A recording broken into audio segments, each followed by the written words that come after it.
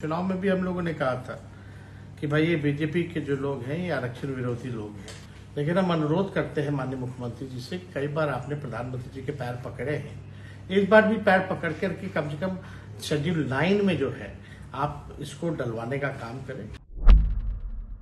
आरक्षण को जो इंक्रीज आरक्षण को रद्द किया है, कैसे देखते हैं इस जजमेंट को? देखिए, हम लोग आहत हुए हैं और हम लोगों को संदेह पहले भी था कि ये भाजपा के लोग किसी भी हालत में आरक्षण को रोकने का काम करेंगे। और हम लोग शुरू तौर से ही कहते रहे, चुनाव में भी हम लोगों ने कहा था कि भाई ये बीजेपी के जो लोग हैं ये आरक्षण विरोधी लोग हैं। आप लोगों को पता होगा कि हम लोग जाति आधारित गणना जब कराई थी तभी बीजेपी के लोगों ने इसी तरीके से कोर्ट में PIL वगैरह करा के रुकवाने का प्रयास किया। सॉलिसिटर जनरल तक को खड़ा किया गया, एफिडेविट डाली गई, लेकिन हम लोगों की अंत में जीत हुई और हम लोगों ने सर्वे भी कराया जाति आधारित, और उसके बाद 75% आरक्षण जो है पिछड़ों का, अति पिछड़ों का, दलित, आदिवासियों का हम लोगों ने बढ़ाया और EWS 10% हम लोगों ने छोड़ा। तो हम लोगों ने उस समय भी, आपको पता है कि दिसंबर के माह में, नवंबर में हम लोगों ने कर दिया था ये काम और बढ़ाने का आरक्षण। और दिसंबर में हम लोगों ने भी कैबिनेट में, हम लोग की जो महागठबंधन का जो कैबिनेट था, हम लोगों ने भारत सरकार को भी हम लोगों ने रिक्वेस्ट किया था। उसके बाद हम विजय चौधरी वगैरह सब लोग बैठ के प्रेस कॉन्फ्रेंस भी किए थे कि भाई इसको शेड्यूल 9 में जो है डाल दिया जाए ताकि ये सुरक्षित रहे तमिलनाडु के तर्ज पर।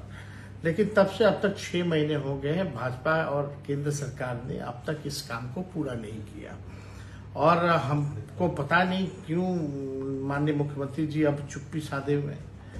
हम लोग तो लगातार जो है इसकी लड़ाई लड़े, संघर्ष किए और हम लोगों ने आरक्षण को बढ़वाया हमारी सरकार ने।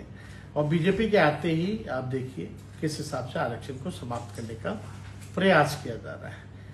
माननीय मुख्यमंत्री जी, जनता दल यूनाइटेड लोग इस मामले में चुप है, लेकिन हम अनुरोध करते हैं माननीय मुख्यमंत्री जी से, कई बार आपने प्रधानमंत्री जी के पैर पकड़े हैं, इस बार भी पैर पकड़ करके कम से कम शेड्यूल 9 में जो है आप इसको डलवाने का काम करें। अगर नहीं हो तो हम प्रस्ताव भी देना चाहते हैं कि सर्वदलीय लोग जो है, बिहार के लोग, वो जाके प्रधानमंत्री से जाकर के मिले और मिल करके जो है इसको अनुच्छेद 9 में जो है हम लोग डलवाने का काम करें। क्या तो ये तो हम लोग चाहते हैं कि भाई सब लोगों को जो अधिकार है वंचित शोषित समाज का, जिसकी जितनी आबादी है उस हिसाब से लोगों को हक मिलना चाहिए, सम्मान मिलना चाहिए, अधिकार मिलना चाहिए। तो हम लोग इस लड़ाई को हम लोग लड़े हैं, आगे भी लड़ेंगे।